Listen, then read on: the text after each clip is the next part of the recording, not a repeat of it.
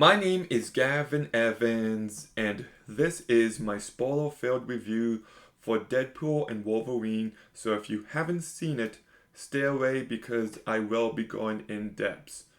So the more I think about this movie, the more I hate it. This is one of the worst movies of 2024, and it is one of the worst superhero movies ever made. So let's begin talking about Deadpool's character.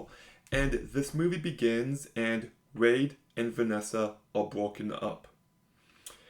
And I hate it when movies do this because the first Deadpool is as good as it is because of their romance. It's the emotional foundation of this character and that story. She dies in the second movie, but then gets brought back, which I didn't like, but whatever. And then in this movie, they broke up off screen, which is just the laziest thing to do. Then, throughout the movie, they spend no time together at all, and then at the end of the movie, they're back together. Like, what a pathetic excuse.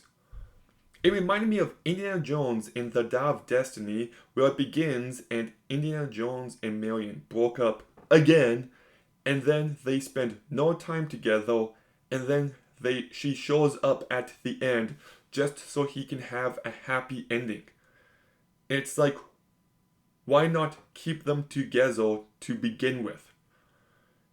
It's just infuriating.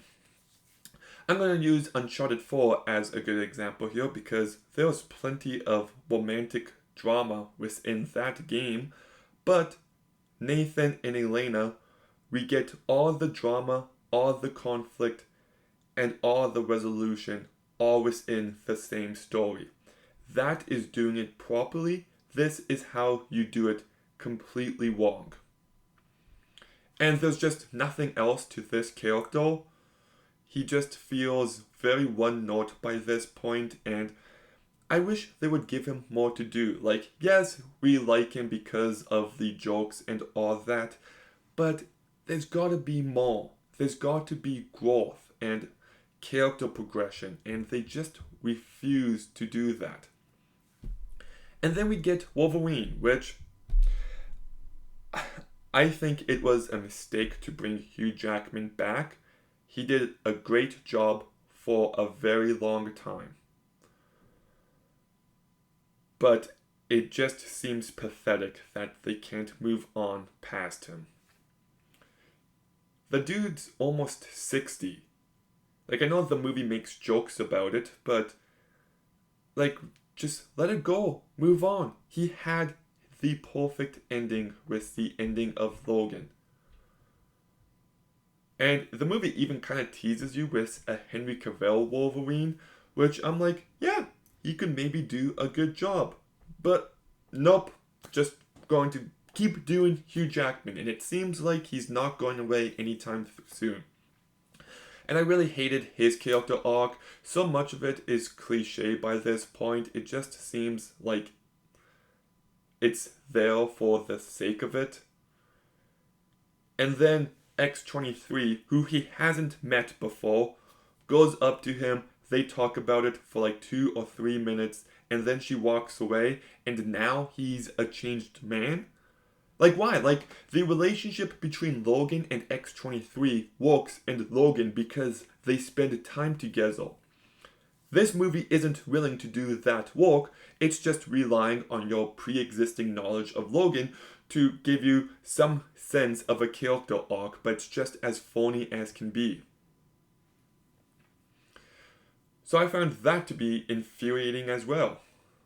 And so much of these two characters and their character work is only because the villain spends some time inside their mind. So that was very lazy. I never really bought Deadpool and Wolverine becoming friends. Like, they got into a vehicle fight, and then Wolverine decides to fight, and then they spend really no real time together, and then I guess they're best buds by the end. I just didn't buy it. Then let's talk about let's do everything with the TVA because this was just complete gibberish. Like, the entire story is just pure nonsense. Well, okay, every universe needs an anchor being, I guess. And if they're not there, then the universe can fade away, which is just a really stupid rule. But then this guy just wants to wipe out this universe for the sake of it. Why? Not relevant. And then they get banished.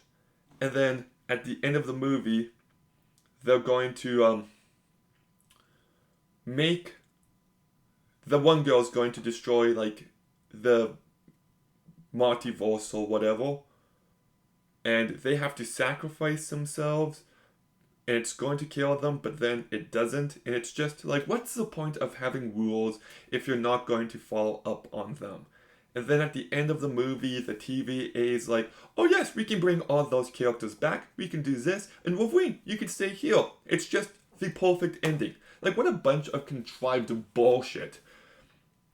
And like, I know the movie even points reference to it, but if you haven't seen Loki, then you have no idea who that giant cloud is, and it's just a very empty threat. The Emma Corrin villain is just abysmal. Like, holy shit. Like, first of all, way too overpowered to the point where she's boring and you can't have any real conflict with her. But then on top of that, she decides to not kill Wade and Logan because she has a change of heart. But then she interrogates Pyro, and he tells her that there's this machine. So then she's like, oh, now I'm going to use this machine. Why? Doesn't fucking matter. Like, there's just no thought put into any of these characters. And then, like, in the trailer, they make it out to be a big deal when Deadpool and Wolverine jump through Doctor Strange portal, but then they just end up on that one block for a sequence that feels like it goes on for eternity. Everything with these multiple Deadpools is just as cringy as possible, and then they finally deliver on some of the action for a minute. And then everybody is still alive, everybody's fine, and then they stop fighting because they love Peter. So it's just like, well, first of all, why did all the Deadpool want to kill these two? And then it's like, and they dropped their mission just like that? Like, once again, the action is just there for the sake of it. It doesn't actually mean anything. And speaking of which, let's just talk about the cameos now. Like I said, we got Henry Cavill as Wolverine. I was kind of surprised Thor didn't come back and they weren't going to pay off on that terrible joke that was built up throughout. As soon as Chris Evans appeared, I was like, oh, they're going for the obvious flame on joke, and they did exactly that. Tyler Mane as Sabretooth, like, they teased that fight and it was just nothing. Todd really has nothing to do. Vinnie Jones as Juggernaut, I actually like, but he's given nothing to do. Psylocke from X-Men Apocalypse, I think, was there, and she's given nothing to do. And then we get the big ones. And I'll be honest, for a second, when I saw Wesley Snipes as Blade, I was like, holy shit. Like, if you don't know, there was some big drama between him and Ryan Reynolds on the set of Blade Trinity. So I was shocked they got him, and I was like, okay, not gonna lie, that's pretty awesome. But then they do nothing with him. Like, he's got no real cool action scene. He's just there so you can clap and be like, oh, that's Wesley Snipes' Blade. It's just pathetic. Fuck. They also had Channing Tatum as Gambit, which once again, I feel like that's very inside baseball. I'm aware that he was supposed to play Gambit for years in a movie that was stuck in production hell and never got made. But does the normal audience member? Absolutely not. And same with the Wesley Snipes and Ryan Reynolds jokes. And Channing Tatum is given nothing to do, and plus he's just a predictable cameo in all these Ryan Reynolds movies. What else? Jennifer Garner was in here, who I actually like as Elektra. I never saw her movie, but I have a soft spot for Daredevil. And she does absolutely nothing as well. So you got these characters who are meant to clap and cheer for, but they don't actually do anything. They then go to Scott's head and they fight, but you don't really see the fighting, and then that's it. Like, I saw people say that the cameos are actual characters, and that's just bullshit. They have nothing, and I mean nothing to do. And like, look, Spider-Man No Way Home had Andrew Garfield, Tobey Maguire come back, and I thought that movie actually used them really well. Well, they were people that Peter could actually relate to. And they solved a purpose. And, the emotional foundation of that movie does really work, but here, there's just no attempts. I'm surprised to hear people say that they thought this movie was emotional at moments, because I definitely never did. I thought all the friendship stuff with his friends at the start is very cringy, actually. His toupee fell off, and I thought they were going to focus on Vanessa wondering where Wade went, but they never did, which I found it to be odd. The soundtrack choices were just so over the top time and time again, just terribly utilized. The action, like, yes, it's bloody, but I can't remember a single action moment in this movie. Like, it's just empty. That's what this movie is. It just, I'm trying to think of anything else I'm forgetting about.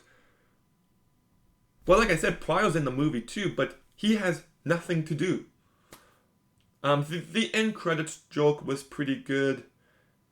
And I think there was a couple other jokes I didn't mind, but most jokes fell flat. There was way too many anal jokes in this movie. It got old really fast. But yes, I despise this movie. I actually think it's a bottom 3 comic book movie. And over time, I might learn to hate it even more than Madame Web. I think this movie is that bad. It has nothing to offer when it comes to these characters.